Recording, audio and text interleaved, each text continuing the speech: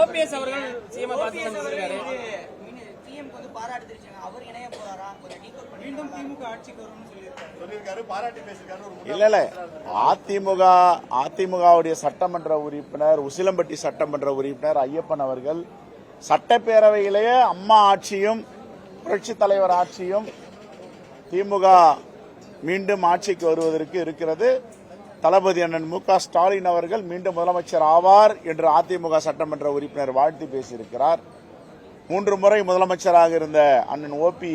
பன்னீர்செல்வம் அவர்களும் வாழ்த்தியிருக்கிறார்கள். இதுதான் தமிழ்நாட்டு சட்டப்பேரவை வரலாற்றில் மிகப்பெரிய திருப்புமுனை.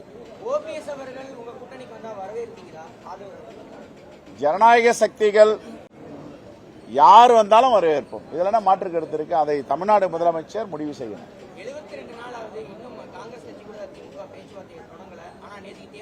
யார் சொன்னதை? நாங்க பேச்சுவார்த்தை தொடங்கி 3 மாதங்கள் மேலாவது பேசிட்டே இருக்கோம்.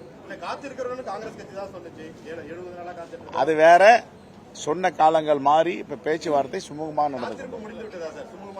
காத்திருப்புன்னு கிடையாது. நாங்க ஏற்கனவே பார்த்துட்டு வந்தோம். டிசம்பர் மாதம் இது வரைக்கும் தகவல் இல்லை. நாங்க சொன்ன அந்நிய மாலையே நாங்கள் 22ஆம் தேதியிலிருந்து பேச்சுவார்த்தை ஆரம்பிக்க போறோம். ஆகையால இப்ப பேச்சுவார்த்தை தொடங்கும். கடந்த 2021 தேர்தலில்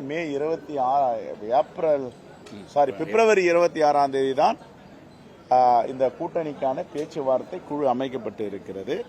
ஆகவே நாங்கள் களத்திற்கு செல்ல வேண்டும் என்ற